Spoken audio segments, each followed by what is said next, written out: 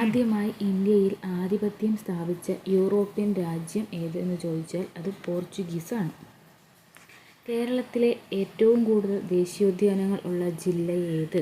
അത് ഇടുക്കി. കേരളത്തിൽ ഏറ്റവും കൂടുതൽ ദേശീയോദ്യാനങ്ങൾ ഉള്ള ജില്ല ഇടുക്കി. ആദ്യമായി മലയാളം നിഘണ്ടു സമാഹരിച്ച് തയ്യാറാക്കിയത് ആര്? ഹെർമൻ ഗുണ്ടർട്ടാണ് ആദ്യമായി മലയാളം നിഘണ്ടു സമാഹരിച്ച് തയ്യാറാക്കിയത്. ഒന്നാം സ്വാതന്ത്ര്യ സമരകാലത്ത് ബ്രിട്ടീഷ് ഈസ്റ്റ് ഇന്ത്യ കമ്പനിയുടെ ഗവർണർ ജനറൽ ആരായിരുന്നു? കാനിങ് പ്രഭു ആയിരുന്നു ഒന്നാം സ്വാതന്ത്ര്യ സമരകാലത്ത് ബ്രിട്ടീഷ് ഈസ്റ്റ് ഇന്ത്യ കമ്പനിയുടെ ഗവർണർ ജനറൽ. ഏറ്റവും കൂടുതൽ സജീവ അഗ്നിപർവ്വതങ്ങൾ ഉള്ളത് ഏത് സമുദ്രത്തിലാണ്? പസഫിക് സമുദ്രം. പസഫിക് സമുദ്രത്തിലാണ് ഏറ്റവും കൂടുതൽ സജീവ അഗ്നിപർവ്വതങ്ങൾ ഉള്ളത്.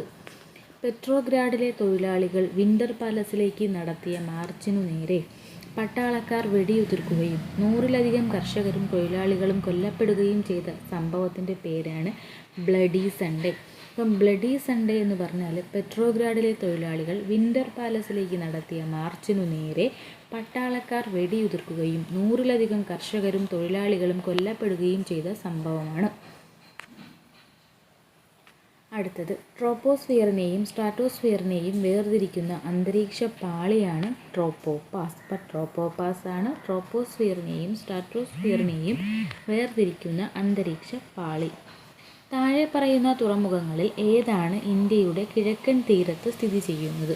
പാരദ്വീപ്. താഴെ പറയുന്ന തുറമുഖങ്ങളിൽ പാരദ്വീപ് ആണ് ഇന്ത്യയുടെ കിഴക്കൻ തീരത്ത് സ്ഥിതി ചെയ്യുന്നത്.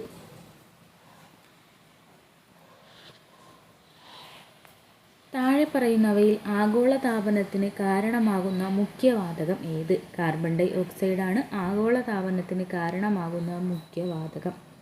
മഹാത്മാഗാന്ധിയുടെ രാഷ്ട്രീയ ആചാര്യനായിരുന്നു ഗോപാലകൃഷ്ണ ഗോഖലെ. മഹാത്മാഗാന്ധിയുടെ രാഷ്ട്രീയ ആചാര്യനായിരുന്നു ഗോപാലകൃഷ്ണ ഗോഖലെ. സംസ്ഥാന മനുഷ്യാവകാശ കമ്മീഷൻ്റെ അംഗസംഖ്യ അധ്യക്ഷനും 2 അംഗങ്ങളും. അപ്പോൾ അധ്യക്ഷനും 2 അംഗങ്ങളുമാണ് സംസ്ഥാന മനുഷ്യാവകാശ കമ്മീഷൻ്റെ അംഗസംഖ്യ. ഗവൺമെൻറ്റിൻ്റെ സേവനങ്ങൾ ജനങ്ങളിലേക്ക് എത്തുന്നത് ആരിലൂടെയാണ്? അത് ഉദ്യോഗസ്ഥ വൃന്ദത്തിലൂടെയാണ് ഗവൺമെൻറ്റിൻ്റെ സേവനങ്ങൾ ജനങ്ങളിലേക്ക് എത്തുന്നത്. ഈ ഗവേണൻസ് എന്നതുകൊണ്ട് ഉദ്ദേശിക്കുന്നത് എന്ത്? ഇലക്ട്രോണിക് സാങ്കേതിക വിദ്യയുടെ ഭരണരംഗത്തെ ഉപയോഗം. ഇലക്ട്രോണിക് സാങ്കേതിക വിദ്യയുടെ ഭരണരംഗത്തെ ഉപയോഗമാണ് ഈ ഗവേണൻസ്. വോട്ടെടുപ്പ് ആരംഭിക്കുന്നതിന് എത്ര മണിക്കൂർ മുമ്പ് പ്രചാരണ പരിപാടികൾ അവസാനിപ്പിക്കണം?